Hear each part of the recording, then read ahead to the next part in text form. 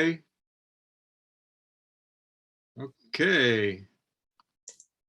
Welcome everybody. This is the DVMUG Zoom meeting for Tuesday, November 23rd. Thanksgiving, the day before Thanksgiving. We have we're up to 24, so they're coming in. Today we have news and 5 videos, and then Q&A. And a regularly scheduled feature, which we seem to be doing. We're going to make it a regular feature. After we stop recording, we have this social hour where we talk about non-computer stuff and food and whatever. So we can roll it to the next slide and we'll talk about the news briefly.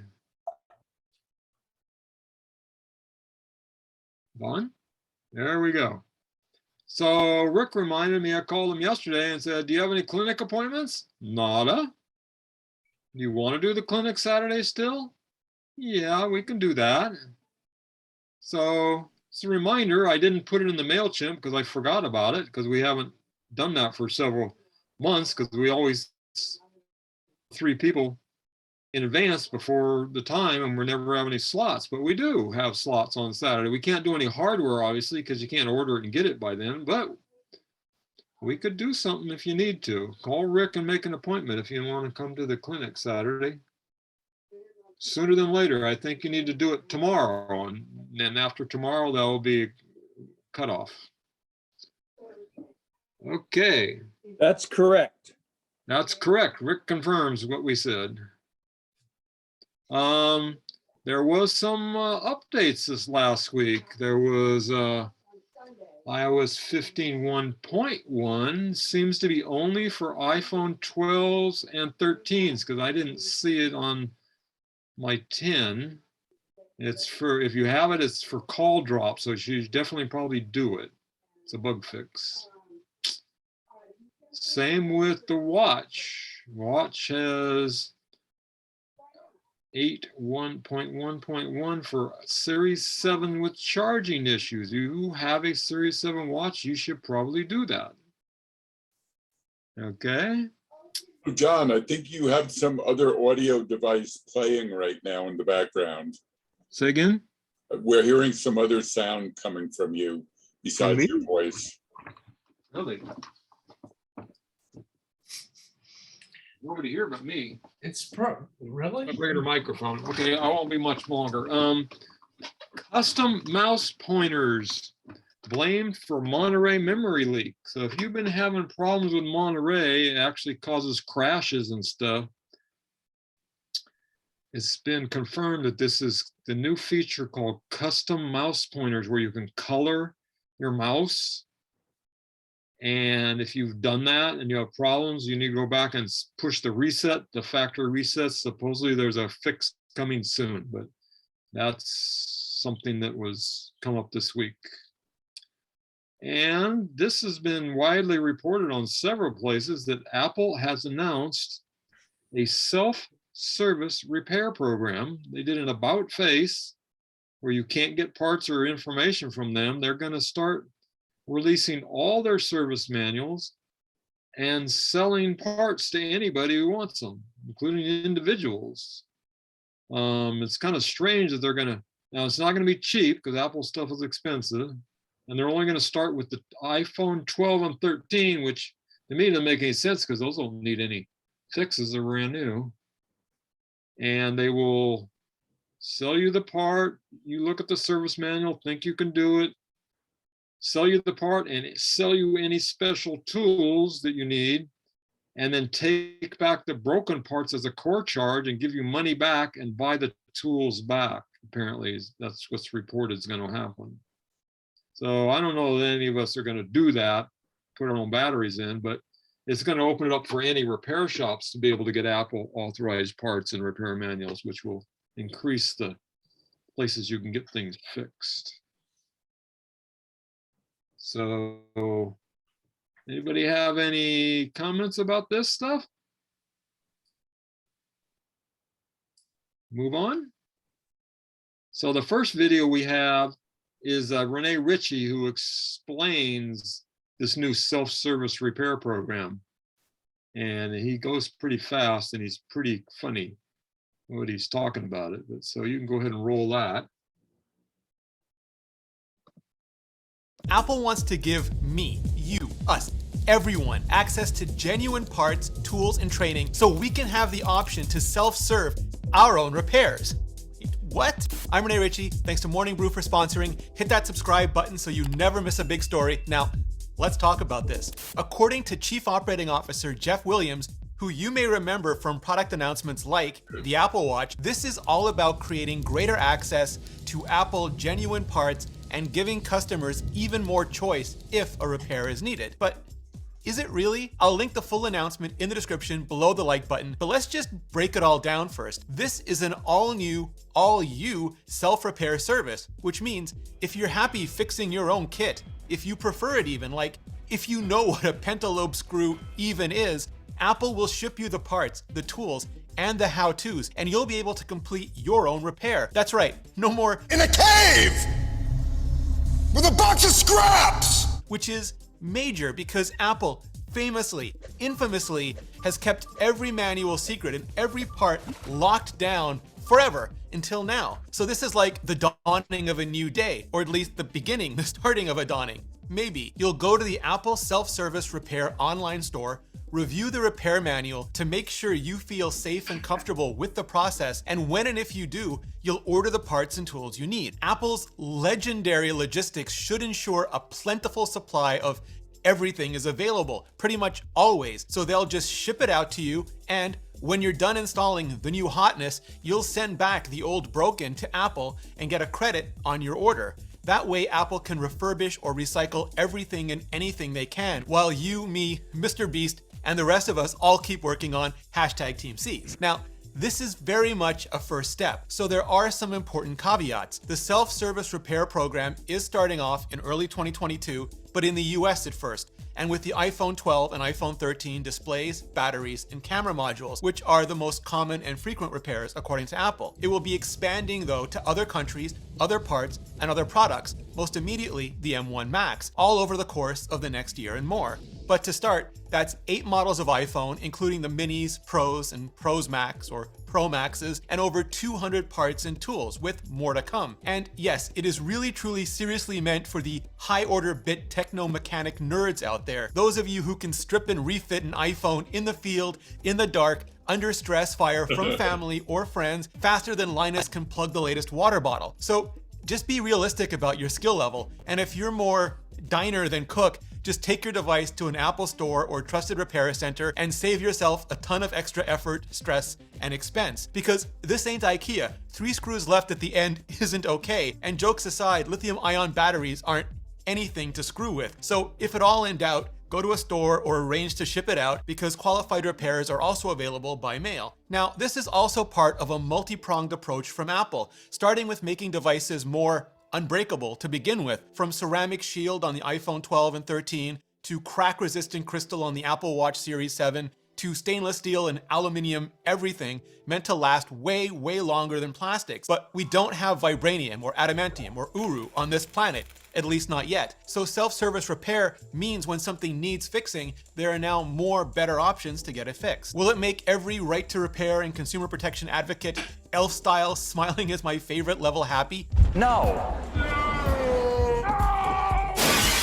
Will it address regulation of both vendors and indie repair shops? No. No. No. No. No. No. Hell no! Will we have to wait and see how all of this plays out over the next year and more? Oh, yeah. But it does represent a fairly sizable turn of never mind Apple's ship, but their whole entire carrier group, and that ain't nothing either. It's actually one of the 2 best things I read today, the other being the best newsletter on the net. Today's sponsor, Morning Brew. It's free, it's daily, and in just 5 minutes, it gives me, you, everyone, all the latest in business, tech, entertainment, you name it, everything you need to start your day off smart. And yeah, completely 100% free, 7 days a week, Monday through Friday. Just click the link in the description and get your daily stonks, your crypto highlights, and stories like Disney Plus's slowing growth and what Apple going all in on 5G really means for investors. It's Morning Brew. It's free. It takes all of 15 seconds to subscribe, and it starts your day off smart. So just hit that button on the screen or click the link in the description, and not only will you get a free newsletter you'll actually want to read, but one you will consistently enjoy. Clicking on that button really helps out the channel, and so does hitting up this playlist for more of the most important stories surrounding Apple. Just hit it up, and I'll see you in the next video. Okay, that was pretty choppy. Yeah, it was pretty choppy for everybody, so that was weird. That's what done. So, Looks good here. Yeah.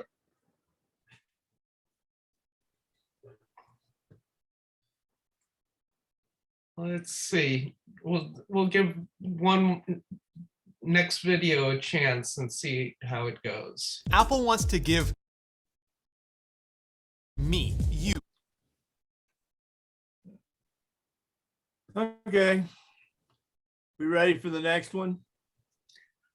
Yeah, but it was it choppy for you? Because it was very choppy for everybody else. No, it looked fine here. Really? Looked Mine good was here. okay. It was just horrible. That's weird. Well, let's give the next one a shot. hook your computer up to Ethernet, Donald. Yeah, Don. I'm getting over 500 megabits per second over Wi-Fi. Every Yeah, time somebody Wi-Fi tells was me to do that, I check my speed, and it's very fast. Okay. I hope And nothing's I don't even have a interfering with it. cable handy. Because you're downloading the video from YouTube and uploading it to Zoom at the same time.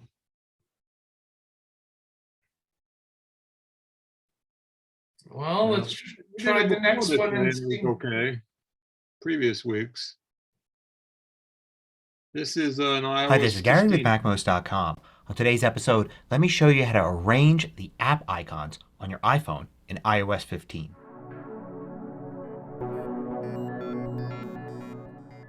MacMost is brought to you thanks to a great group of more than 1,000 supporters. Go to MacMost.com/Patreon. There you could read more about the Patreon campaign, join us, get exclusive content and course discounts. So here are the basics for arranging the app icons on your iPhone.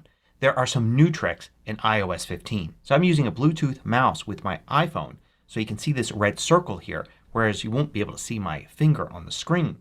So if you want to arrange the icons on a screen, it works just like it did before. All you need to do is tap and hold an icon. I'll tap and hold settings here and wait. You'll see a menu appear, and then if you continue to hold, everything will just start to wiggle. Then you can drag this icon around. You can move it to another position and drop it there. And that's how you can rearrange the icons on the screen. Note that this really is just one long list, starting with the top left, going over to the right, and then down with each row. So you can't, for instance, place one of the icons down here in the bottom right corner. It has to be the next one in the list. However, you do have the dock down below. So in the iPhone, this can show 4 different icons. And you can remove one from here just as easily as moving anything. Now, the great thing about the dock is that you see it on all screens. So you should put your 4 most used apps down here in the dock. You can move any one that you want into the dock by just dragging it down, just like you're moving it anywhere else on the home screen. Now, I can see here if I swipe over, I've got a second screen here with some more app icons on it. If I want to move an icon from one screen to the other, all I need to do is tap and hold, wait for everything to wiggle again, and now I can move to the right side of the screen and it will eventually go to the second screen and I can drop the icon there. I could do the same thing with the left side of the screen to move it back one. Now you can also create app folders. This is when you combine 2 or more apps into one folder, and all you need to do to create those is to drag and drop one onto another. So for instance, I can take this game app here and instead of dragging it to another location, I can actually drag it on top of another app. If I wait long enough, a folder is created and I could place the second icon in there with the first. I can then tap here and rename this folder whatever I want. And then done. And then to get out of this mode I can just tap anywhere outside here. And you can see now I've got this folder. If I want to access the apps in the folder, I just tap it once to get into the folder and again to launch the app. As you can see here, you can hold 9 icons here in this, but you can have multiple screens. So if you had 10, you would just swipe over and go to the next screen. Now to add more into a folder, once the folder exists, all you need to do is tap and wait and drag to the folder. So you could add more apps to it like that.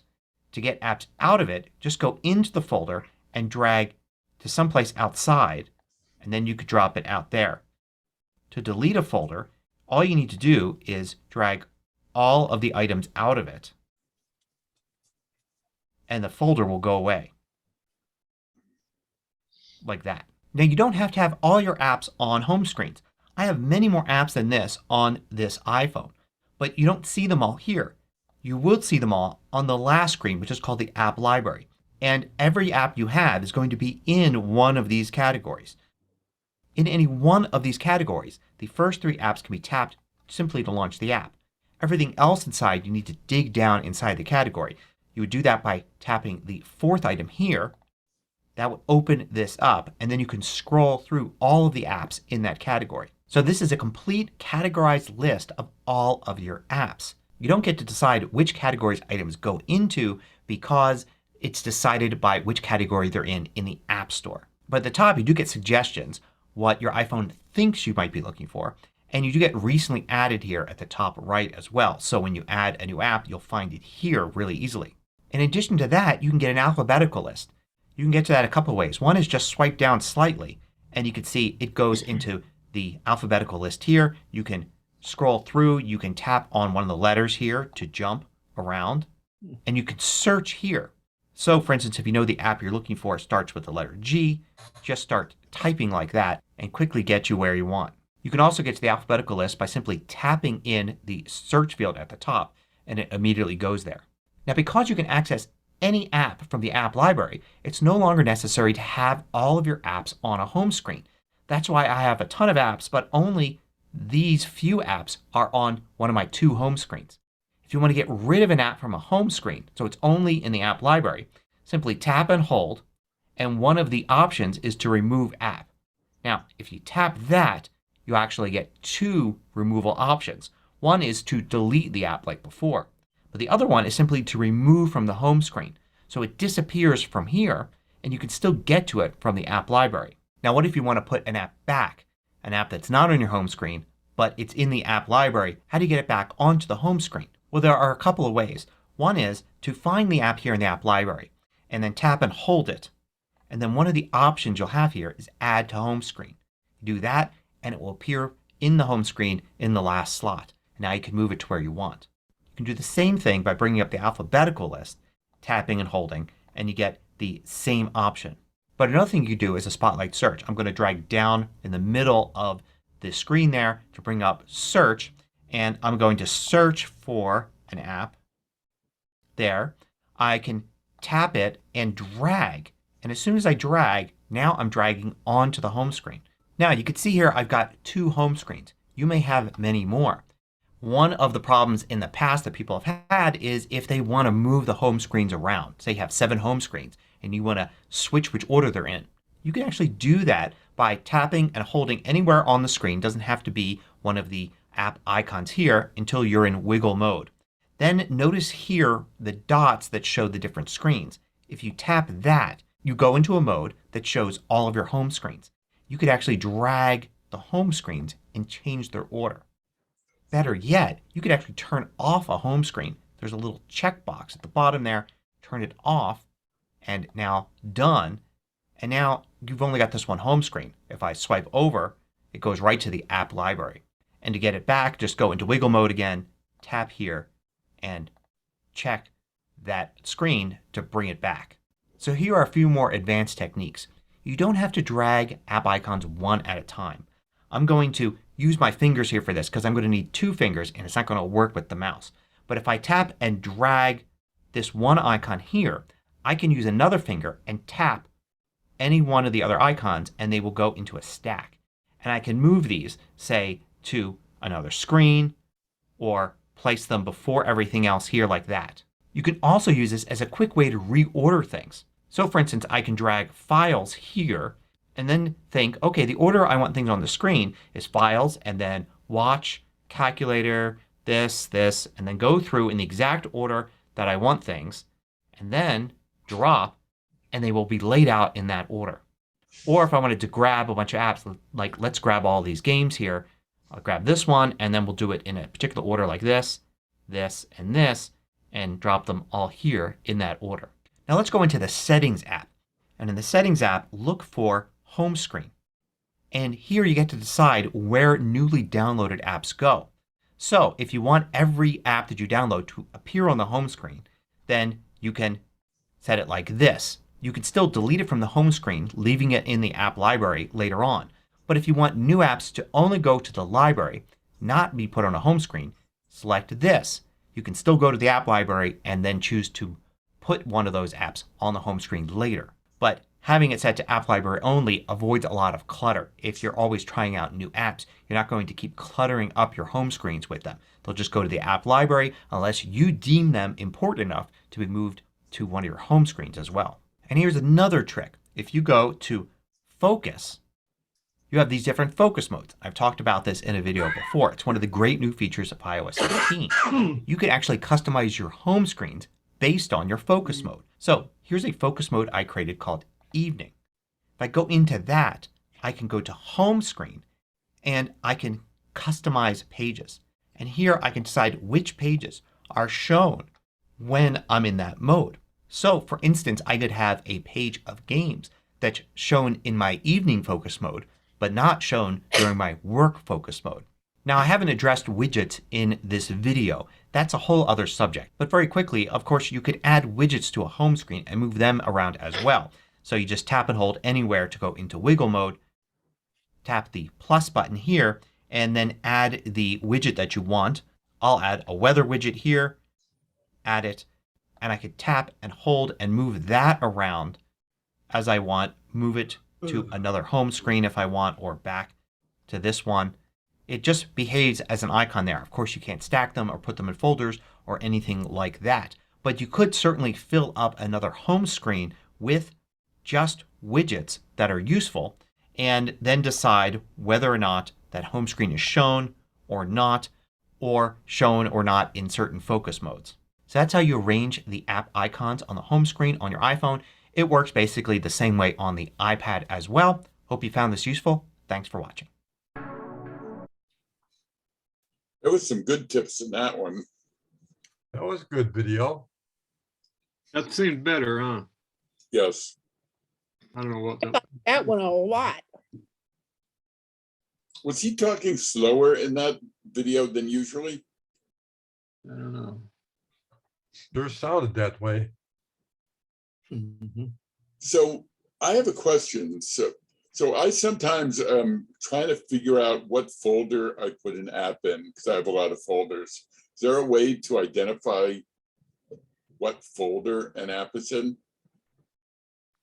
I think when you go to search and you search for an app and it finds it, it shows you what folder it's in. It gives you a path. That's right. And if there is no path, it's not in a folder.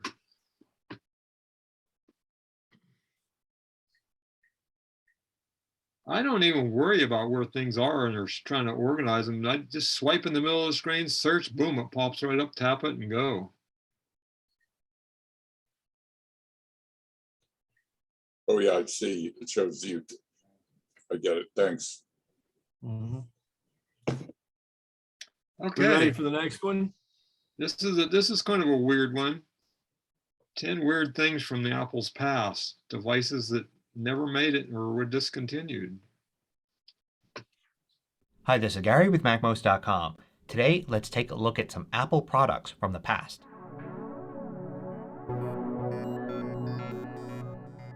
MacMost is brought to you thanks to a great group of more than 1,000 supporters. Go to macmost.com/Patreon. There you could read more about the Patreon campaign, join us, and get exclusive content and course discounts. So Apple's product line wasn't always as refined as it is today. There was a period Apple went through where they came out with all sorts of different types of Macs and also all sorts of different types of peripherals for Macs. Let's start by looking at the Macintosh Portable. Before the very first laptops, there were these portable computers. And this one came out before the very first PowerBook, which would have been the PowerBook 100 a few years later. In 1989, Apple basically took the Mac SE and put it into this portable case with a large battery. If you take a look at the design, you can see it was pretty big and heavy and used a trackball as a pointing device. The thing got maybe like an hour of battery time. I used one for a little bit and it pretty much felt like using a Mac SE, but one that you can kind of carry with you like a briefcase. Apple also came out with a Mac that was a TV. It was just called the Macintosh TV and it was basically a Performa Mac from that era around 1993. But you could plug in a cable wire to the back and get TV stations on it in the pre-digital cable TV era. I never really found a market. There really wasn't much use for being able to use your Mac as a tiny cable television. And then in 1997, 20 years after the first Apple computer, they came out with this 20th anniversary Macintosh. It actually was one of the first computers to have an LCD screen built into it. That large square area at the bottom was a CD drive. So it had that built in as well, though it was a weird vertical orientation. This was a limited edition Mac and it was one of the most expensive Macs ever released if you adjust for inflation. It cost $7,500 for the base model. Now in addition to producing the original Apple computer and the Mac, Apple tried to come out with other products. We've seen now that they've been very successful with things like the iPhone, the iPad, Apple TV, but some earlier products weren't as successful. The most well known of those is the Apple Pippin. This came out in 1996 and it was basically like a set-top box version of a Mac. A lot of people claim that this was Apple's attempt at a game console and it did kind of have a game controller with it. But in fact Apple was really going for a multimedia machine that you could plug into a TV. Something less expensive than a computer that you could use to run the popular CD-ROMs that were coming out at the time. A lot of the software produced for it were in fact these multimedia interactive presentations, not actually games. Apple hardly sold any of these. They were a complete failure, but they were a precursor to the current set-top box. As a matter of fact, today's Apple TV is everything that the Pippin was and way more. Of course, another device that Apple came out with was the Newton Message Pad. And this was Apple's early attempt at an iPad. But of course this was before wireless internet. Wi-Fi just didn't really exist then. So this was a completely offline device. Imagine carrying this around heavier than an iPad and only being able to do offline things with it. It tried really hard at handwriting recognition. So you would just write with handwriting on it and it would try to translate that to text. But in practice it didn't really work very well. But the method used by its competitor, the Palm Pilot, that was a lighter, smaller, and less expensive device was much better. It had you write the characters in a special way. And it turns out that that method worked a lot better for entering data into a PDA, a personal digital assistant, in this pre-Wi-Fi era. Now Apple also came out with a lot of peripherals for the Mac that are no longer around. Apple came out with a webcam back in 2003. I had several of these. They were really cool devices. They were just called iSights, which is still a term Apple used to describe some of its built-in cameras. They looked like this. You mounted them on the top of your MacBook or iMac and they added a camera to it. Now when CDs first came out, computers didn't have CD drives in them, so you had to get an external one. Apple had one called the Power CD. I had one of these. It sat in this weird way on your desk taking up a ton of space and the disk was held at an angle and you plugged it into your Mac and you were able to read data off of a CD-ROM. You used it to play some of those early multimedia CD-ROMs on your Mac. A lot of these were sold basically so people could play games like Myst. And pretty soon Apple was putting the optical drives into the Macs themselves so an external one wasn't needed anymore. And here's a peripheral that isn't for a Mac, it's for an iPod. Apple actually produced a speaker set that you put your iPod in to the top of. It was a precursor to the HomePod. It was just completely offline. You had to plug the iPod into the top and then you controlled the iPod as normal. It would just play through the speakers. Now those three peripherals could be seen as pioneers in their individual classes. Apple was either first or near the first to come out with them. And for some other peripherals, Apple actually really did change the industry. These next three are examples. The first is the Apple Laserwriter. If you think of which companies pioneered laser printing, you're probably thinking of printer companies like HP. But in fact, Apple had one of the very first laser printers out there. I mean, this thing was out in 1985. But the Laserwriter 2, this model here, that was quite a machine. I used one of these for years. They worked really well and without much trouble. And using one of these, you were able to replace much more expensive machinery. I'll bet there's still some Laserwriter 2s out there that work just perfectly. Apple also pioneered the digital camera. And when you think of digital cameras, you probably think of the big camera companies. But Apple was actually one of the first companies with the digital camera out. Now check this out. This thing took pictures at the resolution of 640 by 480. That's it. And it only had enough memory to store 8 of those pictures at a time. But it was still quite a revolution. At the company I was working for at the time, we used to have a Polaroid camera, take a Polaroid of something we needed a picture of, and then scan it in with a scanner. This thing made that process a whole lot simpler. You just take the picture, transfer it to your computer, and you had a digital photo right away. Apple was also pretty early in with scanners. It looked like this, and like the Laserwriter, it was really solidly built. It was built to be used every day over and over again in business settings. Now all of these products are long gone now. Only collectors really have them. But a lot of these really pioneered their individual product categories. After all, it really wasn't Apple's interest to come out with new ways to use computers so they could sell more of them. Apple really doesn't come out with these kinds of things anymore. One reason may be because there are so many startup companies out there that Apple really doesn't need to pioneer these anymore.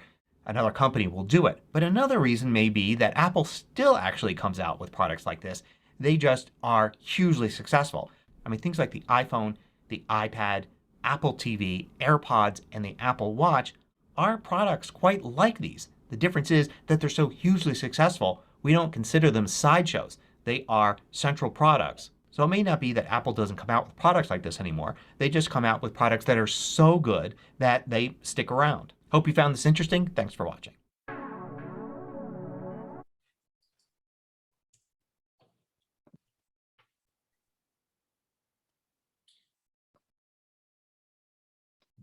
Dakota looks like she's talking, but she's muted. Anybody own any of that stuff? Dakota, you're muted. I I have actually- a lot of that stuff. Sell some of that stuff when I worked at Computer Selection in Walnut Creek. And those laser printers were indestructible. I remember that quick take camera. I think The we club- had I one. bought one of those. I remember when they came to BMUG and demoed that camera. It was pretty revolutionary. Nobody had one. They were not cheap either. I had the use of one on my last deployment on the aircraft carrier because we were doing a telemedicine study and we needed something that would generate electronic photographs. And I still have a couple of pictures that were taken with it. Dakota, you were saying something earlier? Only that I agreed with what the guy had just said. This was really kind of interesting to see that history of these odd things that ended up being whole new industries practically. Mm-hmm. Yep. That's what got me into Apple. Well, computers. I mean, we had PCs at the place I worked, but they got an Apple Laserwriter, and it was like, oh my goodness, you can do 30-point type. You don't, you know, we had those IBM Selectrics with the little balls that would max out at 24-point. Now you could do, you know, 36-point and cut and paste it and wax the back and do your layout, you know, with, you didn't have to use Letraset anymore to scrape off each damn letter. That's what saved the Apple and the Mac was the Laserwriter and PageMaker. Mm. What were you setting, Anne, What, Newspaper headlines and stuff like that. Mm. what newspaper? It was a political campaign in the South Bronx. Okay. And The Apple laser printer and Apple were hand in glove with Adobe that introduced Postscript type. And one of the things that we used to emphasize to people purchasing this kind of equipment was, is what you're using Postscript compatible? Because as Ann points out, the type was infinitely sizable. But an interesting thing happened very recently, and that is that Adobe is abandoning Postscript. And a lot of people are kind of upset because they spent thousands of dollars buying Postscript fonts that are going to be useless. Mm. Of course, then there's a lot of us that pirated the Postscript fonts and have maybe 8 or 10 CDs full of fonts that we don't care, because Microsoft won. They invented TrueType, and that seems to have taken the market. Adobe has surrendered. Is TrueType basically the same thing as Postscript? It's not at all the same, but it does the same thing. It's infinitely scalable, but it isn't the same algorithms. All righty then, shall we move on? yeah.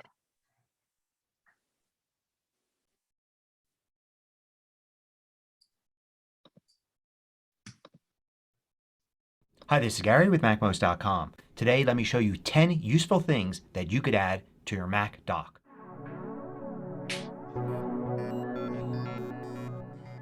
MacMost is brought to you thanks to a great group of more than 1,000 supporters. Go to MacMost.com/Patreon. There you can read more about the Patreon campaign, join us, and get exclusive content and course discounts. So you probably already know that you could add your own custom items to the right side of the dock.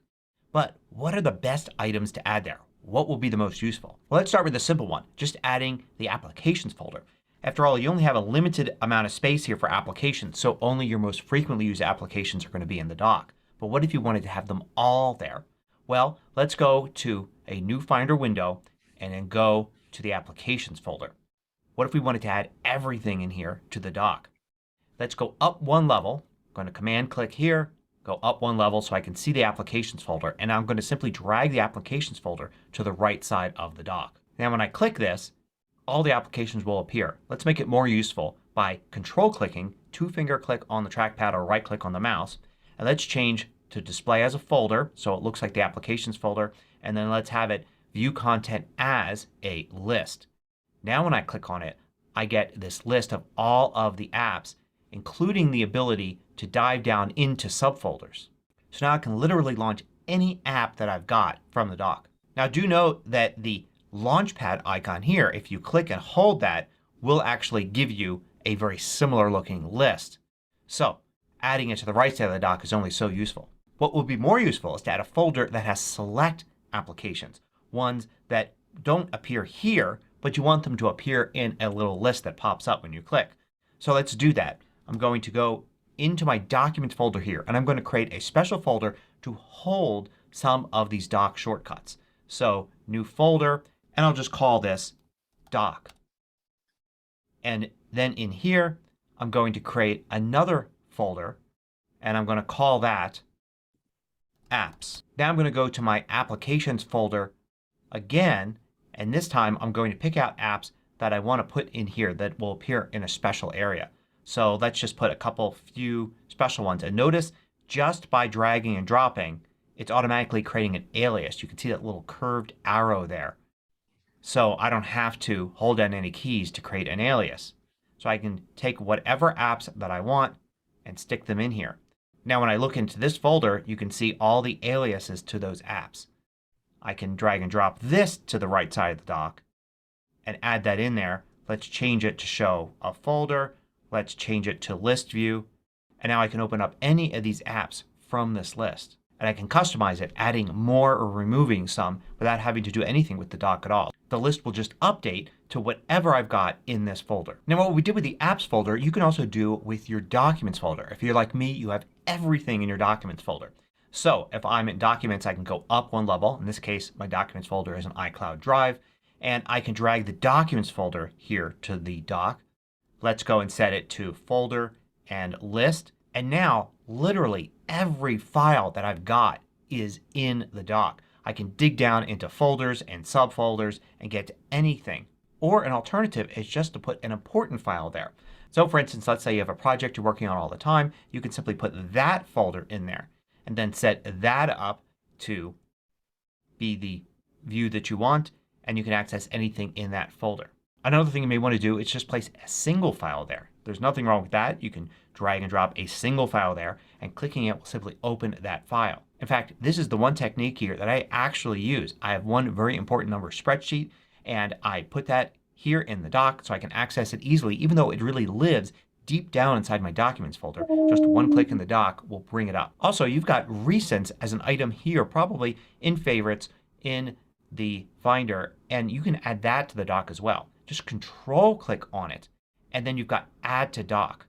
And now you could see recents here in the dock, and you could set it up, and now you can get to all of your recent items. But what if you want more than one file, but you don't want a whole folder or all of your documents there? Well, you can do the same thing we did earlier with applications. So in the special doc folder here, I'm going to create a new folder, and I'm just going to call this one Docs. And then inside of Docs, I can put any documents I want. So I'm going to grab this one, but I don't want to move it from its actual location. I want to create an alias or a shortcut to it here. So the original remained in its location. There's just this alias to it. Now the applications did this automatically since it assumed we didn't want to move the application out of the applications folder. But to do it with a document, we actually need to hold the Command and Option key together. And you can see when I do that, I get the curly arrow there, meaning that I'm creating an alias to this file. The original is exactly where it was before. So I can move a bunch of files with this method and put them in here. They could be deep down inside of other folders. And once I've gathered those all together, I can go and add this Docs folder here. Let's set that up as a folder. I'll set it up as a list. I can go in and access any of these files. The original files are still exactly where they were before. I just have an alias here in the Docs folder, and that will automatically update. Any new alias I add in Docs will appear here in the dock, and anything I remove from here will disappear from here. So I can just update this as I want. Now if my idea of adding recents to the dock is one you like, but recents isn't exactly what you want, you can create your own smart folder. So to create a new smart folder, first let's go to the root directory that I want to search. So in this case, let's go to the Documents folder here. That's where I want the search to take place. Then I'm going to create a new smart folder. I'm going to say, yeah, start in the Documents folder. I'm going to add some criteria here. Last open date is within the last 120 days. Let's say that kind is a document. And then I'm going to save. And I'm going to save this in the Documents folder inside that doc folder that I created. And I'll call this recent. And now when I look in that doc folder here, I've got this recent smart folder. Let's drag it to the dock. I'll set it to display like I want as a list. And now I'm going to see the recently opened documents right here. I could even, in this case, take advantage of the sorting, sort by, and sort it by last opened or by name. Now here's another way to have select files appear in the dock. Instead of creating a smart folder, we're simply going to apply tags to files. So I'm going to select a file like this and then go to File and then Tags. And I'm going to add a new tag. I'm going to call this tag in doc. You can call it anything you want. And then I'm going to apply that same tag to another file. Let's do it to this one here. I'll do tags and then in doc. And let's pick one last file here, this one. I'm actually do Command I this time. And then here at the top for tags I'll do in doc. And now if I ever want to see all the files that have in dock applied as a tag, I can look here under tags. If you don't see this, you can expand this here on the left in the left sidebar. Click on in dock and there are those files. I can also drag any tag from the sidebar into the dock. So now I've got this tag here. Let's go and list it as a folder, list, and now I can click here and you could see those files. In fact, I could select another file like this one. I could apply that same tag. And now I've got 4 files and they'll all be listed here. And I could also then remove the tag from a file. And that change will be reflected here as well. Sometimes though it takes a few seconds for this list to update after you change a tag. So another idea is to add bookmarks to the dock. So I'm going to go and create a new folder in that same special dock folder we created. Call it Bookmarks. Let's add that to the dock. And now let's go to Safari here. And I'm going to drag the address here into Bookmarks. And that will create, you can see this little web link there. Let's do it for this one. And let's do it for this one. And now when I look here, I could see those bookmarks. I could even create subfolders if I want. So these are bookmarks completely outside of the web browser. They are just these little tiny files that are web links. A cool thing about them is not only do they go to the web page, but they'll even launch the browser if the browser isn't running. So I can just click on it and it goes right to the page. So here's a bonus one. You could put direct links to system preferences inside of the dock here. Now you may already have system preferences like I do here, and you could just click on that and go to System Preferences. But this will allow you to go directly to a System Preference section or pane. So what you need to do is go to the computer level and then into your hard drive, into System, and then into Library. And then look for Preference panes. Go in there and you'll find all the preference panes in there. Let's take one like, for instance, Sound. I'm going to drag that to the right side of the dock. Now when I click on that, it goes into System Preferences directly to Sound. But do note that you can also click and hold System Preferences and then you have a list of all of the panes and you can go directly to one that way as well. Hope you found this useful. Thanks for watching. If you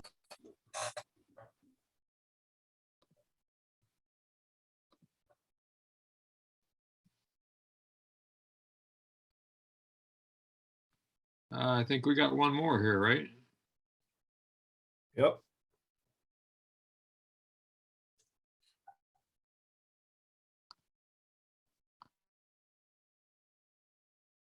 Hi, this is Gary with MacMost.com. Here are some tips to help you make your MacBook last longer.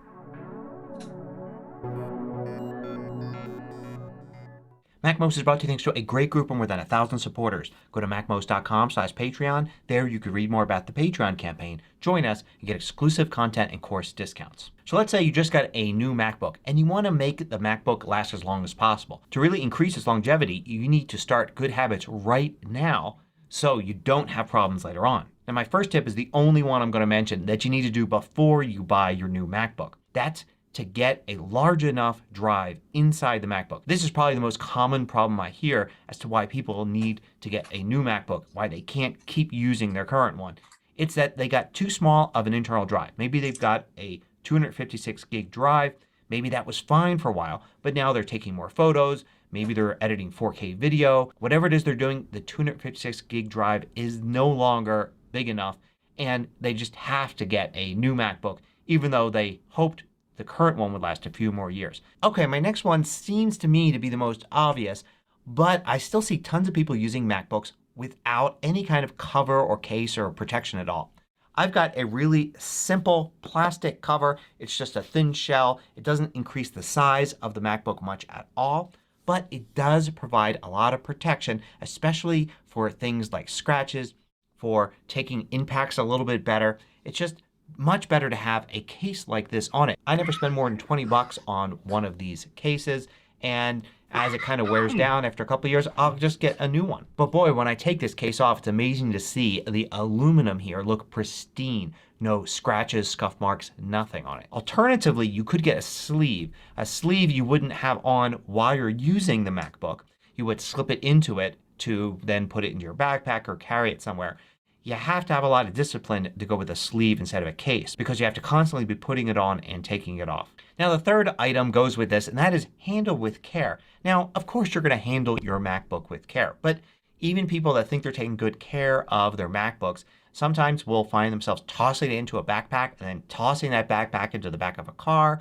Doing that once, no big deal, but doing it day after day, year after year will add wear and tears. While the aluminum makes it feel like it's just really solid, you still need to be careful with it. You're just getting into the habit of treating it with care in all cases, gently putting it in a backpack, treating your backpack with care when you know your MacBook is in it will add up over the years and make your MacBook last. Now let's talk about batteries. I think the number one thing is that if you really want to have your MacBook last past 5 years, plan on getting a new battery. It's just chemicals in there that are worn down over time. If you want to have a MacBook last beyond 5 years, plan on the fact that at some point in the middle you're going to need a new battery. It's like a car. You can take perfect care of a car. At some point you're still going to need to get new tires. Now besides that, another thing you could do to care for the battery is to not use it needlessly. Now I'm a big advocate of using your MacBook, not letting it use you. So if you have to use it somewhere where there's no power, certainly use the battery. But if you're sitting at your desk or there's power right there, then use it on power. Don't follow some bad advice like actually using your MacBook battery when you could just have it easily plugged in. The fewer battery cycles, the better. So use it plugged in when it's convenient and use the battery when it's not convenient. But another big factor for battery use and for the entire machine is temperature. Try to keep your MacBook away from extreme temperatures. Don't let it get too hot.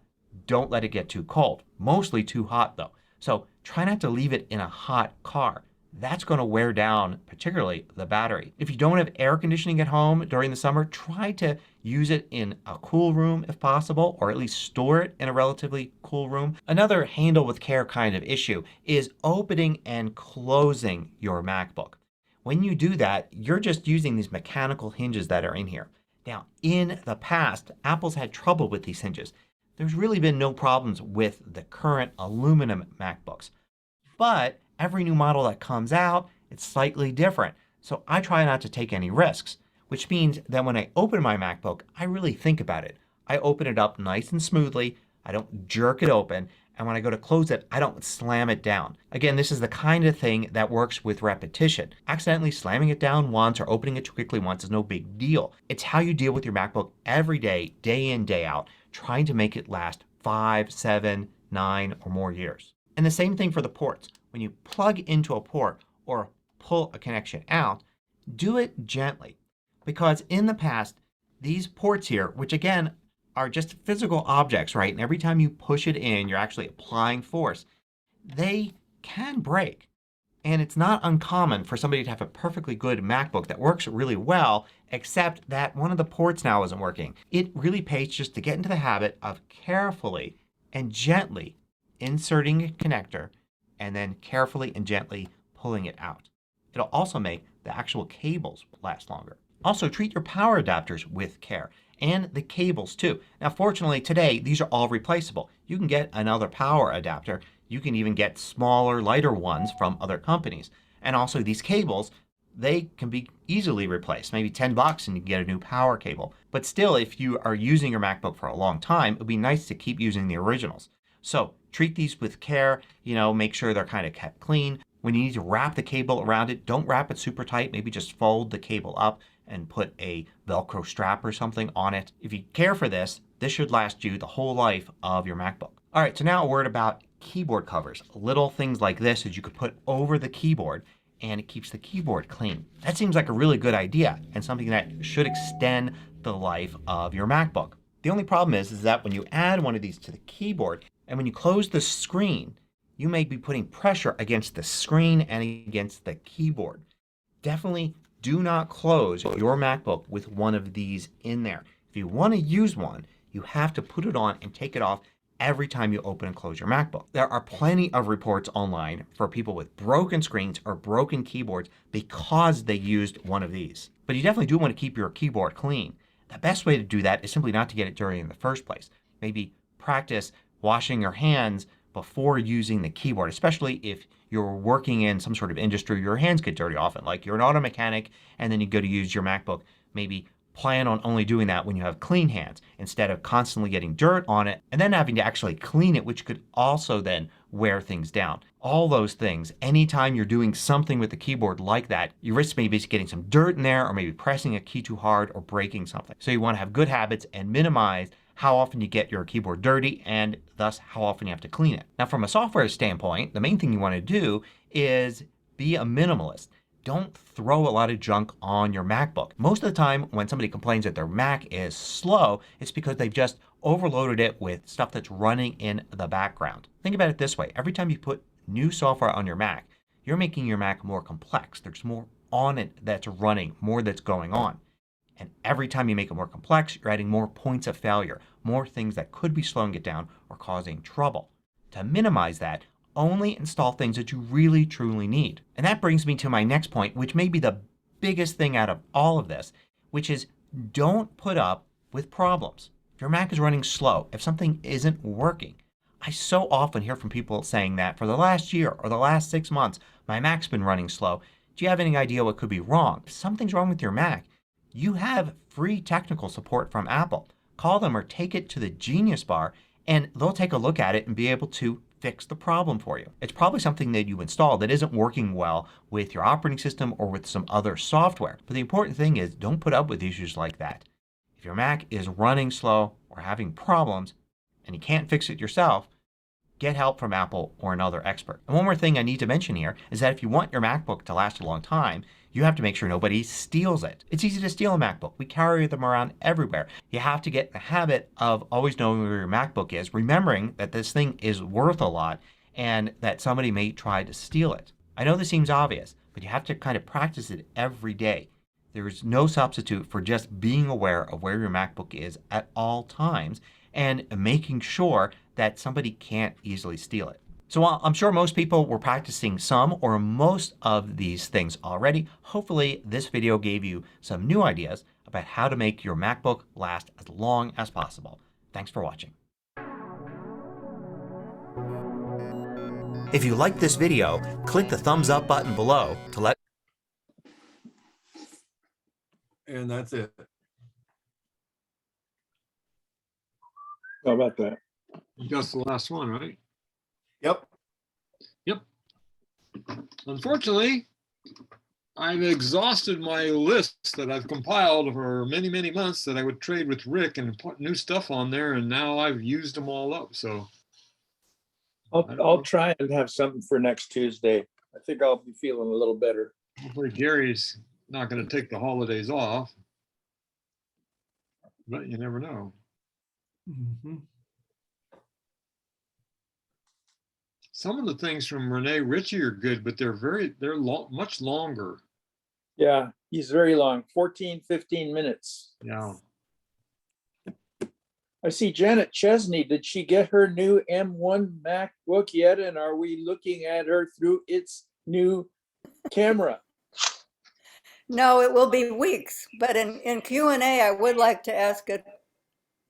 Somebody's talking. Somebody, is it possible to get some advice on how to transfer from Mojave to Monterey on the new machine? Or there must be some tips what not to do. Easy. Use your time machine drive. Yeah, just hook up the time machine to it. When you first start it up, it'll ask you if you want to transfer your data and your apps. So yeah, well, the apps are kind of a question because there are going to be a lot of old 32-bit apps, and I could just remove them from the old computer. Before you do that, download the free application called Go64. Yeah, I have that. I know. And then you can discard those apps. Yeah, but I might still want them on the old machine. So it doesn't touch your old machine. It just copies them to the new. No, she's saying she would clean up the apps on her old machine before transferring, but she wants to keep it. You can choose in the time machine interface to not bring any of the apps and just reinstall the apps that you want. That's one option. Well, yeah, I hate that idea, but Or, You can migrate the whole transfer- thing and then clean them up later. yes, One just way. transfer everything over there and then run Go 64 on the new machine. And Well, clean it up. some people like Allison Sheridan advocates every once in a while, even every year, you should start from scratch and wipe everything out and Sure, start over. But that's not where we all live though, is it? I'm glad it's not just me. So no advice, that things to be aware Yeah, of, not just to do? transfer Or, everything over there and then clean it up afterwards on the new one and then keep 4-bit your old one apps. intact. The 64-bit apps will transfer. They just won't run. They won't do anything. They'll just sit there. it's 32-bit. 32-bit, yeah. 32-bit, yeah. And it'll just, you click on them and they'll say, sorry, you can't do that. But isn't there a lot of junk left? You know, apps leave all kinds of files around. Well, you preferences. can use App Cleaner to once you identify the 32-bit apps that you want to remove, then you can use App Cleaner to okay. get the other bits. Yeah. Yep. I've never used. Yeah, does that? It's very No. easy. It opens a little window. It's a drag application here. So you drag Microsoft Office there or whatever you want, and it goes in and digs out all the stuff that's in there. Oh and yeah, I away. have some of those apps to do that. Okay. I know Janet's got her Johnson's got hand a up. question. Oh, I'm having a lot of problems with Facebook, and I'm wondering if anybody else has have problems. Are they not functioning? I mean, I read a little bit about saying, but sometimes I go on and it works, and sometimes I go on and it doesn't. We have new iPhone 13s, but it's not just the phone. It's the phone. It's my iPad. I can go online and get Facebook, but I can't. The app isn't working. I've never had a single problem with Facebook. I don't use it. Okay, so if you have Facebook on problems on your iOS devices, just uninstall it and it will remove all the preferences and everything, and then you can go and download it and restart it and start over. Okay. That's the best advice. Just press on it till it wiggles and then say delete the app, and it'll say, do you want to delete the app? And it will take away all your preferences, the cache and everything. Then you go to the App Store and you download it again, and you'll start over and log in, and it'll start over from scratch. Okay, I've done that a couple of times, but that hasn't helped. So do I need to take it off of everything? Or just one machine would do it? So if I take it off my phone and put it back on, that should help? No, you'd have to also take it off the iPad if you're having trouble on both. Every machine giving you trouble. What? Every machine that's giving you trouble, take it off. Okay. So I'll just take it off of both of those, and then do I need to restart anything before I go back and get it again? No. Okay. No, but you might want to, in an abundance of caution, you might want to just restart the device. You've updated, you've gone to the App Store and make sure there's no updates, right? For Facebook app? Well, well, I'm assuming it would show updates if you load it again from the App Store. She reinstalled it already and it didn't do anything for her. Yeah. I would go to the App Store on your iOS devices, go to the top where your picture is and tap on it, and then it will show you the updates. Maybe you haven't downloaded the updates for the app. That's possible. John, you didn't hear the conversation. She's already done that. All right. Yeah. Just Delete dump the it. whole thing and then remove all your data and everything and start over. Yeah. So in what way is it not working? Yeah. What part of it? It's frozen. Like for instance, I'll go in one time and I'll see all new stuff on it, messages, and not messages, but, people sharing and everything, and it's current. And then when it stops functioning properly, I can sometimes see it. Sometimes I just get little black boxes, that's it. And then other times it comes up, but it's like whatever I was looking at yesterday, it's not current. It indicates that your internet connection isn't very good. Yeah, I was gonna No. say, Janet, have you changed something on your internet connection? No, and everything else is working and I have Xfinity. Have you restarted the modem? I'll do that. I can take the apps off, restart my machines and restart the modem. Maybe that'll help. Do them one at a time. Don't do them all at once. Then you'll never know which one was the culprit. Oh, okay. Are you allowing background app refresh on that one, which would use more data, but it would, I think so. I'll check that. Janet, regarding Xfinity, I lately had a whole bunch of problems regarding Xfinity. It's exactly what you're experiencing. The bandwidth is not there because of so many people on your block or your connection that it slows down to the point of nothing. That's what's happening. That was my problem. I just call them up saying, what's going on over here? And I can try that, but when I check the speed and I check it looks fine and it works for everything else. Yeah, right. Well- Everything else is working fine. Have you considered that this is the universe's way of telling you that Facebook is not a good thing to? no. I see my great grandkids on there. Okay. I have me too. Yeah, I I have love limited. Facebook. I limit my exposure. Like I unfollow people, a bunch of people I've unfollowed because I don't want to see their stuff. I still love them. I just don't want to see their stuff. And so I've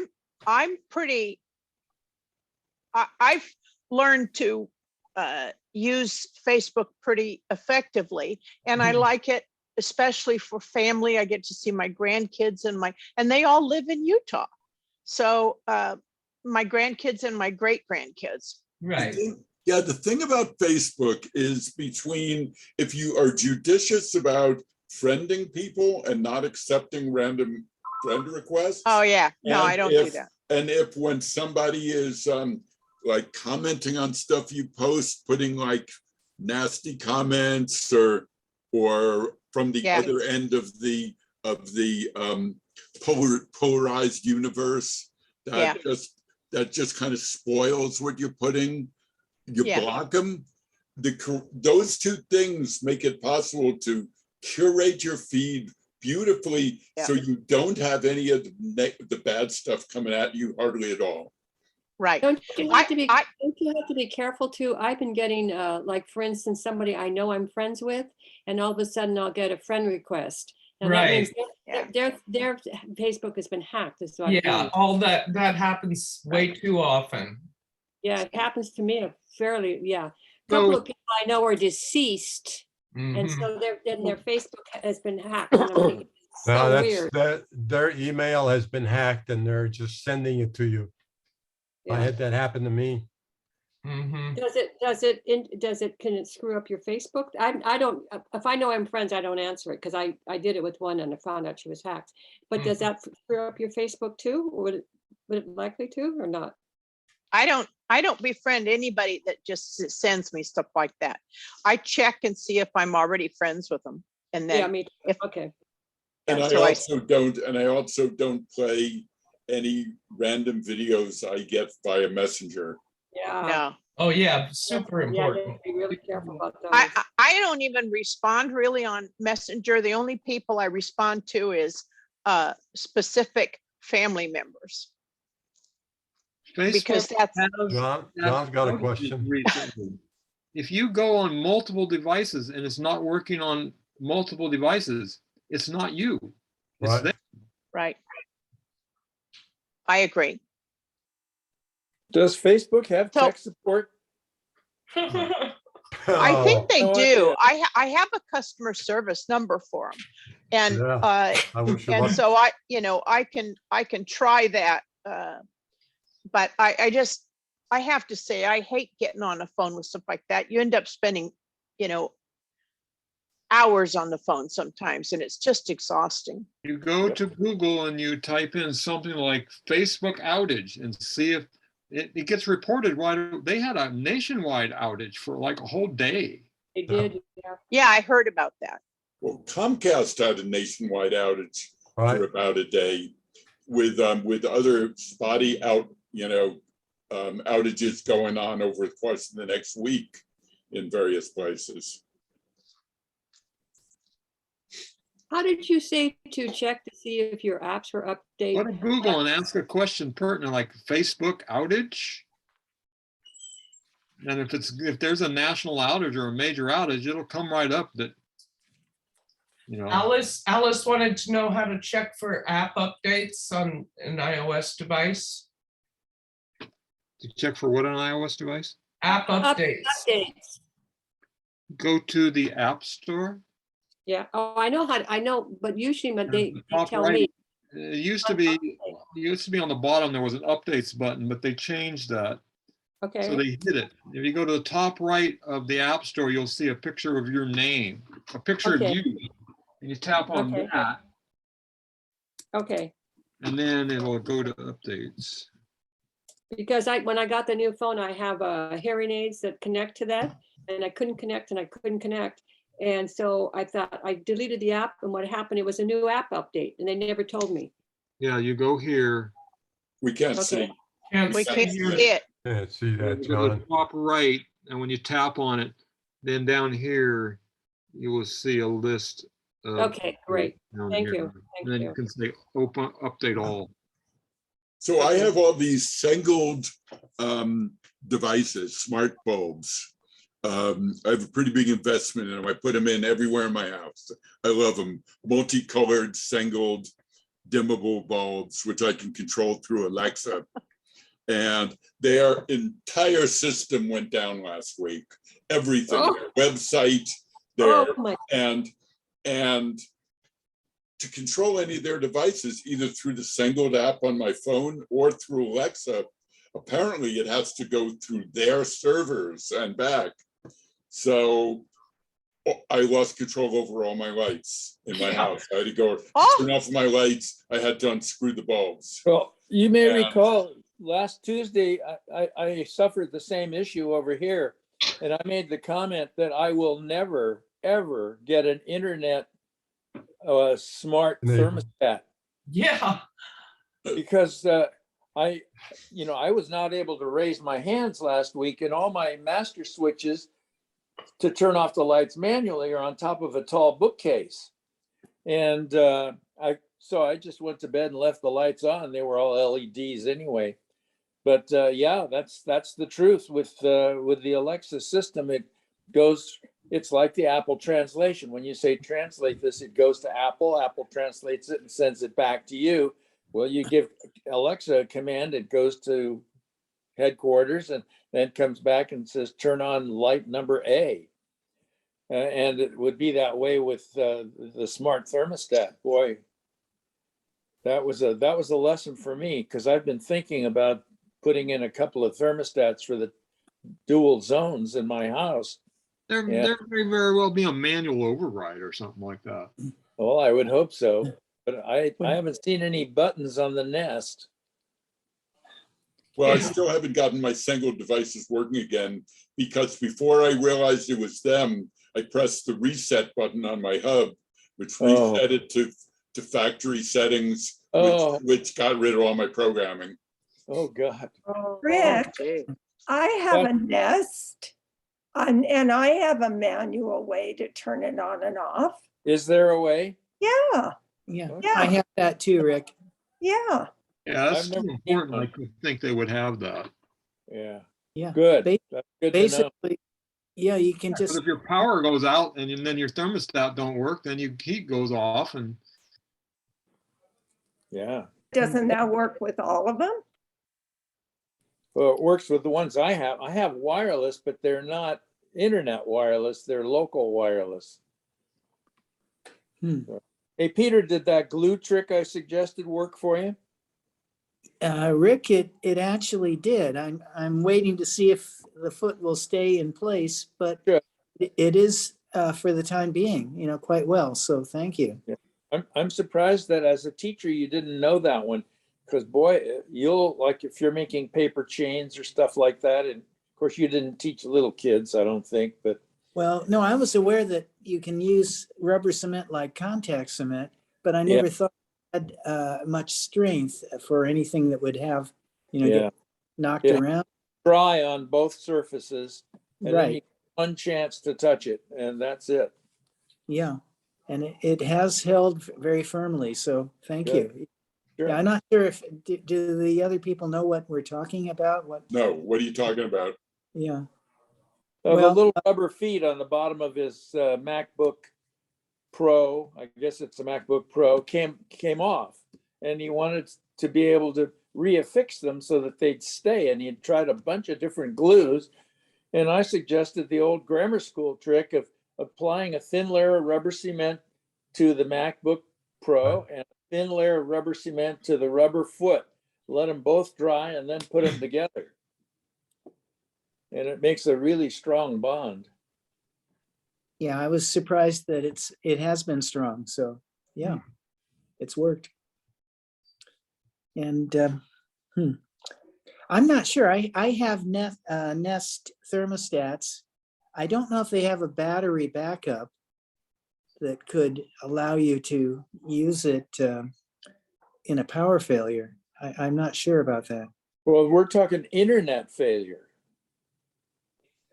Not Well, power failure, I had to go ahead and get the Nest app in place and before I could do the internet thing. But the Nest app, the Nest thermostat was working fine without being online. Oh, So, it's possible It's possible to be on the internet. You don't have to be, right? right. Oh, that's good. It's possible it I'm has a pretty sure capacitor that- in there in order to stay up for a certain amount of time during, without power. I'm Might not have pretty a sure battery, all but it those might have a devices have capacitor. battery backup. Yeah, most of those, my thermostats are all battery backed up. But if they were dependent on internet as well, there would be the issue. But now Check it for you. Kathy and Peter both assure me that there is a manual override for that in the event that the internet goes down. So Yeah, I actually found once we had them for a year before I bothered to connect them by the internet. But then there was a night when we were coming home and it was really cold and the thermostats had been off. And so I went ahead and we were stopped at a restaurant and just turned them on and, it worked. So I was happy about that. that's good. Good to know. Thank you. With these outages we've experienced recently, these internet outages, it makes you wonder how much of our stuff is going to go down and stay down the next time we have a disaster like an earthquake. And, there are major outages that go on. Yeah, don't count on your cell phone to be working. Oh, Yeah, Peter, I just looked it up and it says that your Nest thermostat receives power from your HVAC, but it also has two AAA alkaline batteries as a backup or to supplement your power if it's not stable. And probably to maintain the program too. Correct. Yeah. Yeah, that little transformer in the room where your furnace is does a lot of things. It'll run your Ring doorbell, it'll run your thermostats, and a myriad of things if you let it. I have a question if there's a space for it. You bet. Wondering what would happen if your power goes out. You can go cut your master switch on your house and find out. Well, if it's a gas Doesn't. furnace, it's not going to ignite. And if it's Peter- an electric furnace, it won't have any electricity, so you're going to be cold. Peter, you said you had a question? Yeah, I actually have two.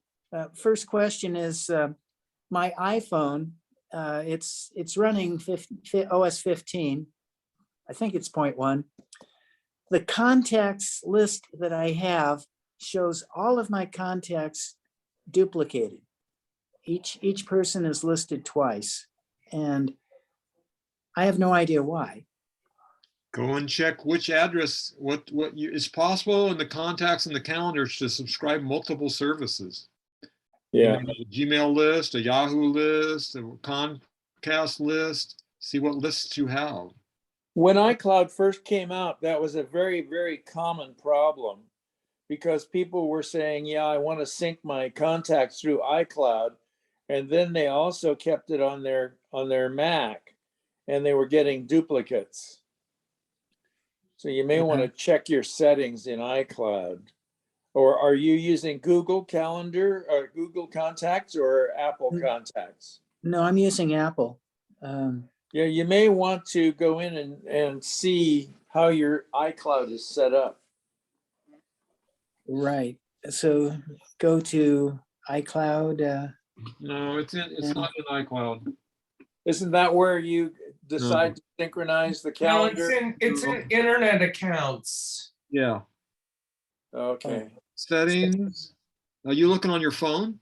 Yes. Settings. Oh, it's different there. Go to settings. And then go to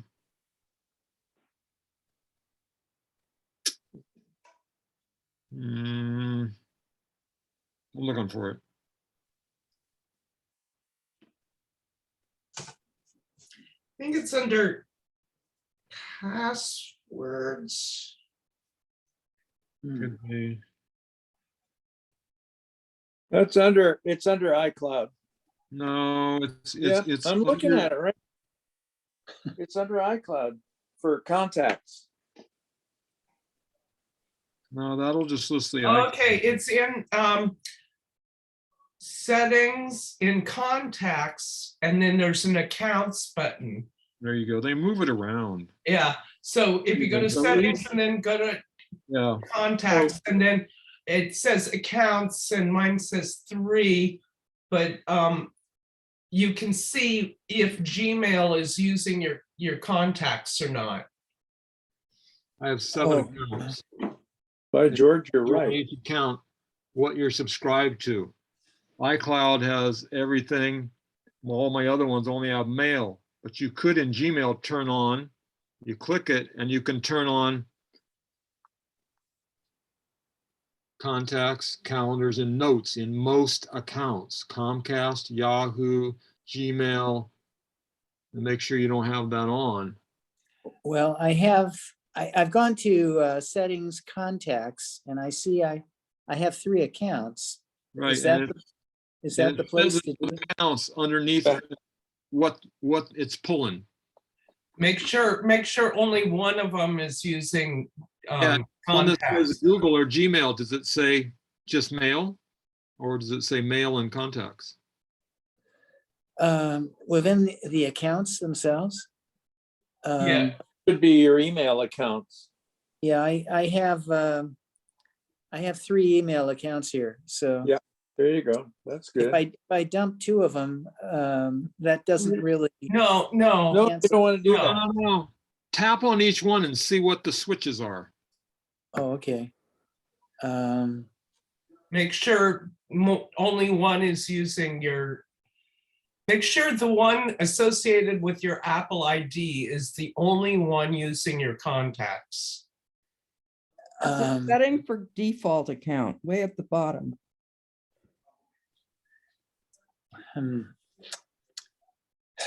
Okay. Let's see, default account. There's my Gmail. There's what's available to turn on and off. Yeah, I'm sorry, it's hard to read. I know. John. If you pulled it back, maybe, I'm not sure. It's burned out. It's too washed out to read. Hold on. Yeah, I don't know if you can see this. No, I'm washed out too. Yeah. So I see where the 3 accounts are listed. What I don't know how to. Now you can't see that, huh? No. Well, yeah, as you tap on each account, you'll get typically mail, contacts, calendars, and notes with switches to turn off those services for each account. But in the accounts list, where you have 3 accounts, right underneath the name of the account, it'll tell you which services are turned on for each account. In little tiny print. Yeah, really fine small print underneath the name of the account. Okay, let me go back to it. Dang. Okay. Just well, underneath your names there, you should be able to read what it's attached to. Okay. Tiny print. So I see mail. Actually, under my official Yahoo, Yahoo, Apple ID account, it shows iCloud, Drive, Contacts, and 2 more. And that's right. And then there's Yahoo with mail, calendars, reminders, notes, and a Comcast account with mail.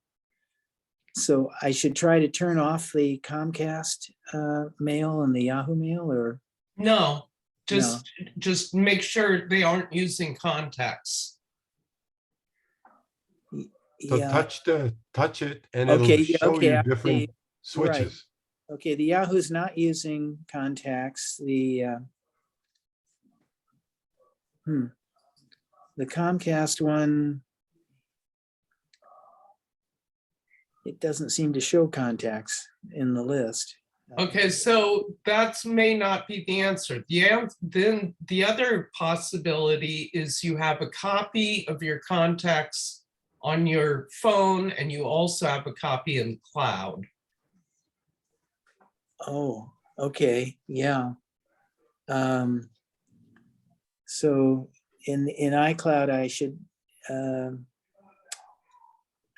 see if I can take out the mail in the cloud.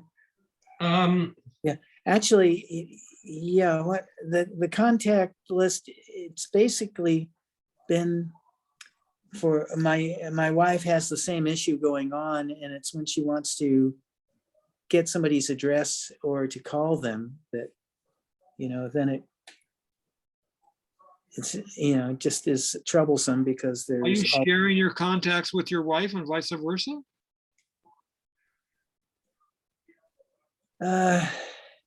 If you have the same person and she has the same person and you share, then you're going to get, I think, duplicates.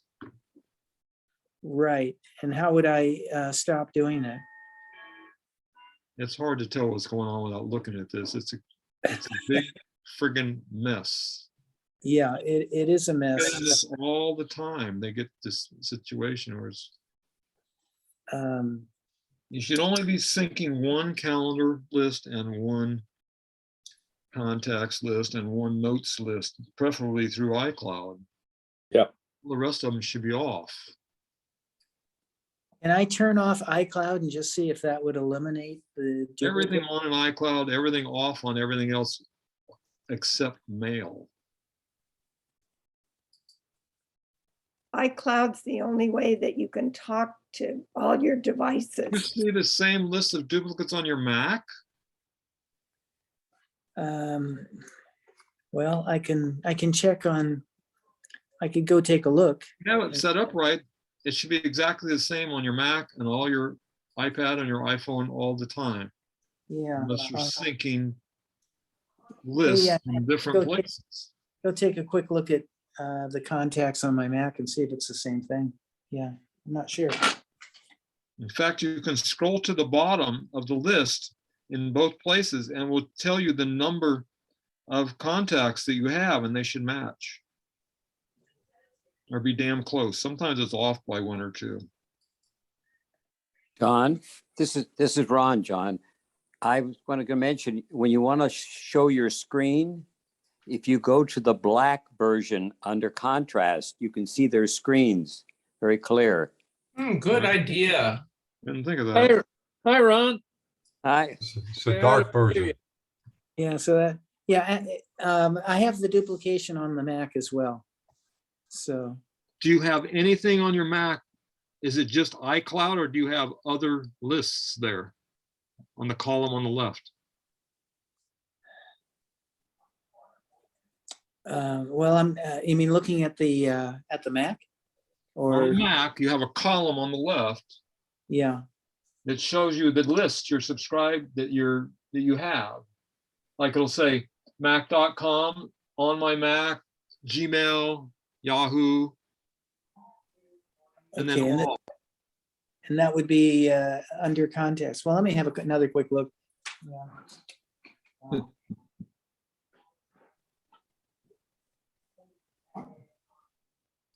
Is there an eliminate duplicates trick? No.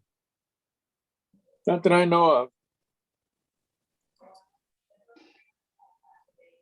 It's usually, as Ann points out, it's because you've got more than one shared. Not working. Yeah, that's a good idea, I did Kathleen. press the reset button.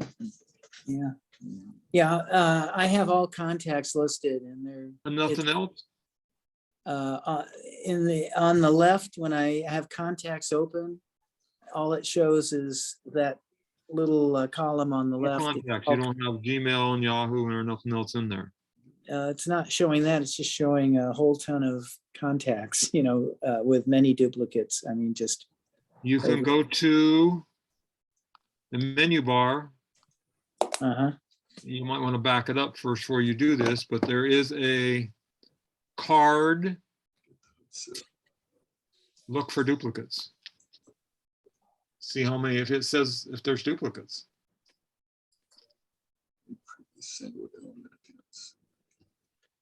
Is there some kind of command that would delete? Under the view menu in contacts on the Mac, go to the view menu and say look for duplicates. No, card, excuse me, card, look for duplicates. And it will list if it thinks there are duplicates. Right. And once you see that and there are duplicates, then what do you do about it? What does it say? Oh, well, let me take this into the office. Okay.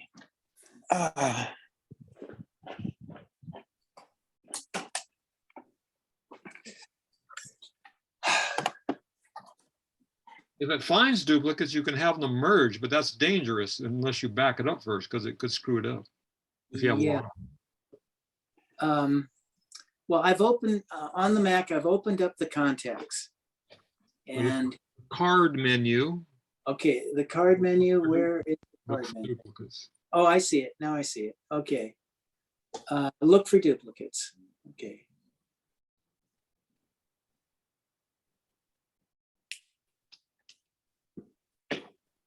Okay.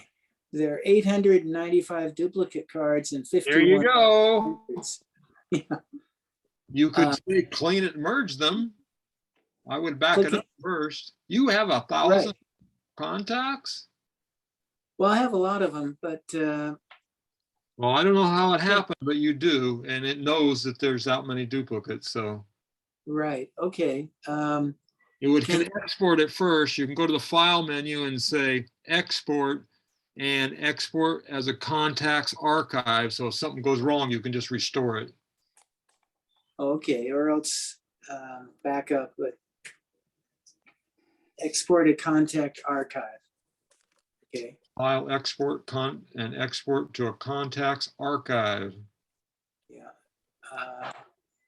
Right, I see. Okay, I'll do that. And then I'll try merging them. So where you know where it is, in case it goes haywire, you double click that file and it just puts it back to where you were.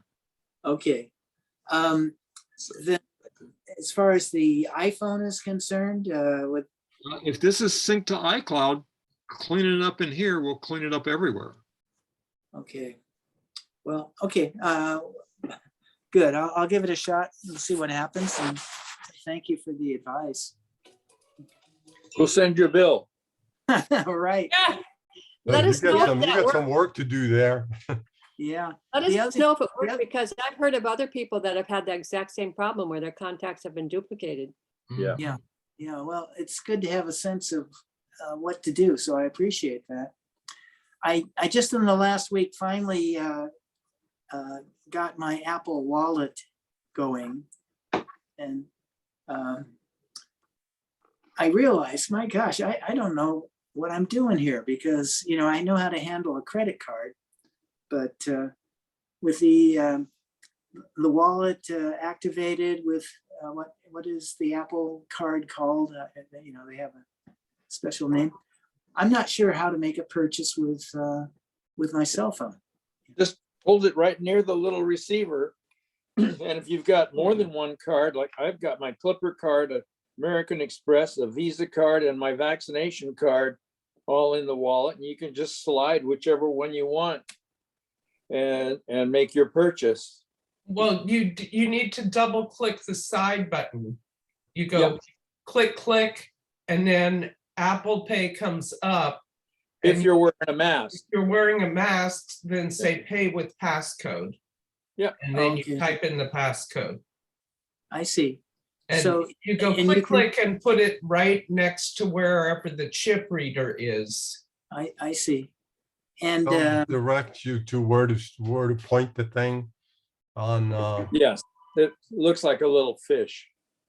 Right. Do you do something. front? Do you do the front of the iPhone Back. or the back, or does it matter? The back?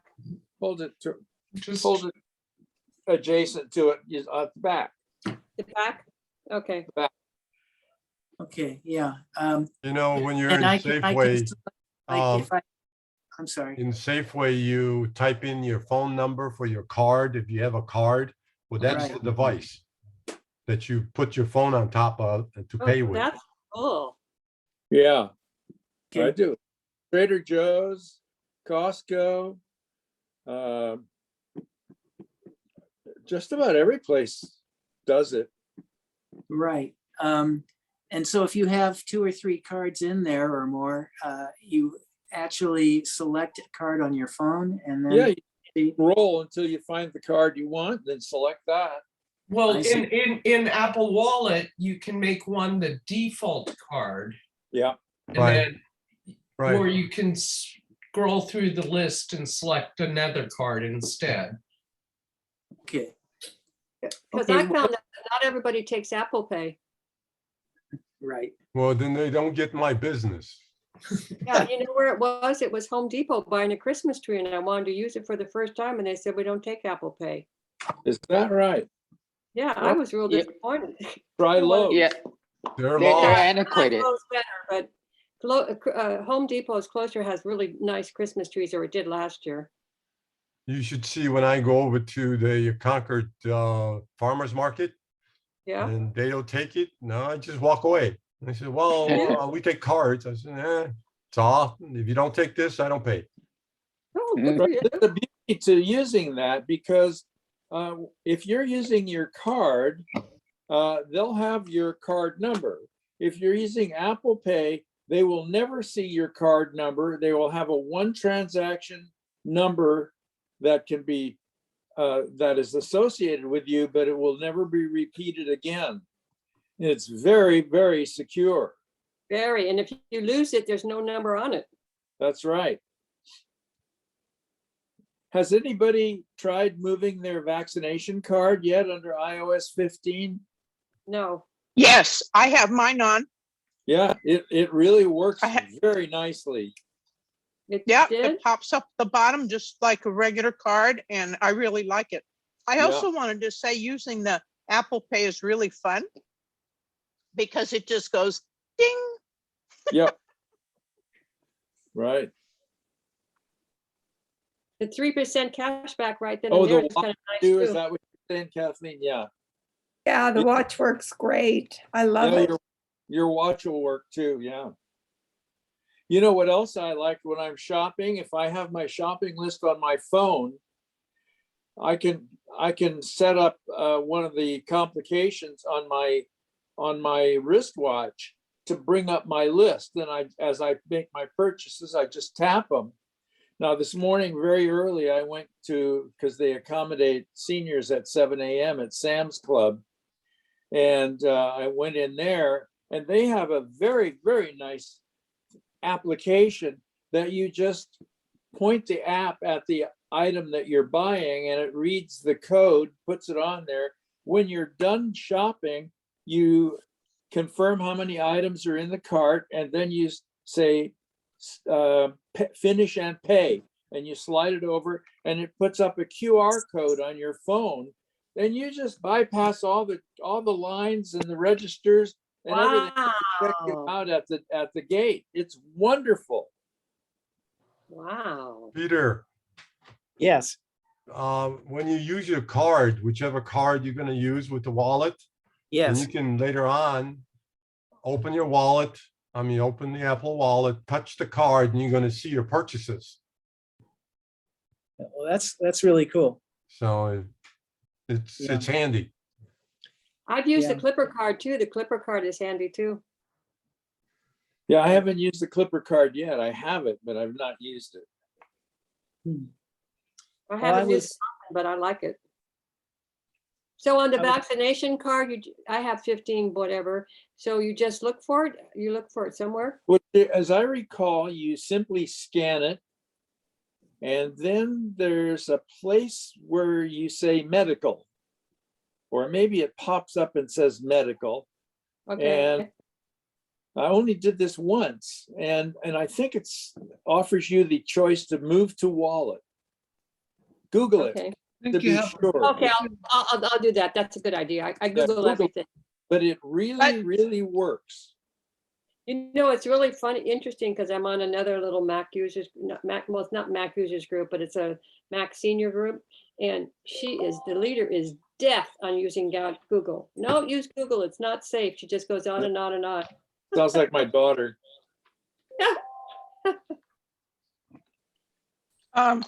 Just to follow up on, There's my vaccination card. Good. just to follow up on Rick's, it's going to give you, when the information comes back to you, it's going to give you the option to either put it in your Apple device or an Android, and you choose, and it automatically puts it in there. On mine, it automatically put it into my health app on the iPhone. Yeah, that too. Yeah. Yeah. So you have your COVID vaccination cards in the Apple Wallet, Right. right? Does it look like a vaccination card when it shows up, or? It looks like the state of California card, the one with the QR code on it. Yeah. Okay. Yeah. Right. Although you can do this too. Hey Siri, show my V. Hey Siri. Hey Siri, wake up. Hey Siri, show my V card.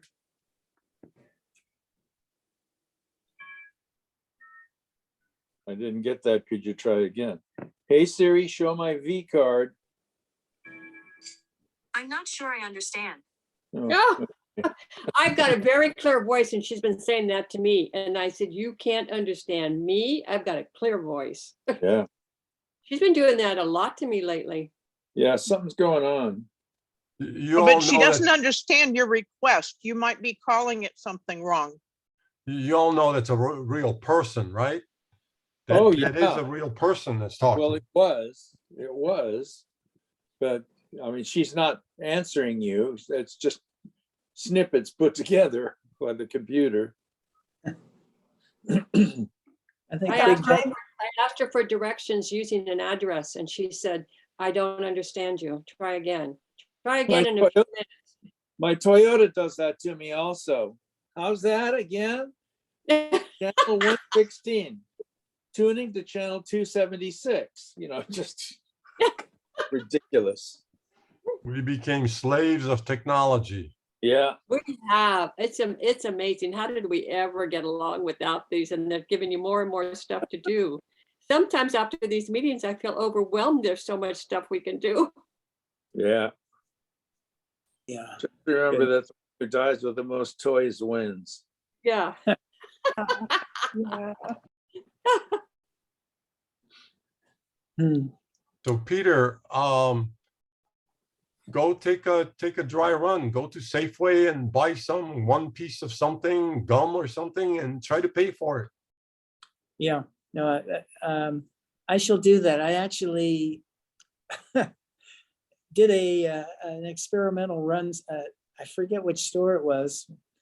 Got my cell phone out, and I was holding it up and nothing was happening. I said, oh, ended up paying cash. I had Peter, double click it the may be. side. I have not used cash since 2019. Wow. It's the beginning of 2019. I refuse to touch it. It's too dirty. Peter, if you're in a line at Safeway, it might be a little daunting with a bunch of people behind you. Right. So use one of those computer self-checkouts. Right. And then you won't be under such pressure to make sure that the thing works. Good idea, Rick. That is a good idea. Yeah. No, they Those told me those work pretty well too. So they told me I was Safeway, at Safeway Food once, and they told me Lucky, any of them. Yeah. they're real funny over there too. They told me if I want stuff for free, I got to go over to self-checkout. I said, really? Yeah, you wouldn't believe what people do. Yeah, so my husband said the same thing. They're walking out of the store and the people they come every day and there's nothing we can do about it. They just walk out. That's got to change. Yes, I it don't know, has. how's it gonna change, Rick? How's it What was gonna that, change? Top 47? Was that the one? I don't remember the number of it, but it changed the laws from petty theft being under $500 to now under, if you steal $997 worth of stuff. They don't even report it many times because our district attorney is not going to prosecute it. That's who we get to thank. Well, that's one of them. We can thank ourselves for voting on that law. Should we stop the recording? Yes. Any other questions? We can all say bye-bye to the YouTube audience. And I will Adios, amigos. stop recording.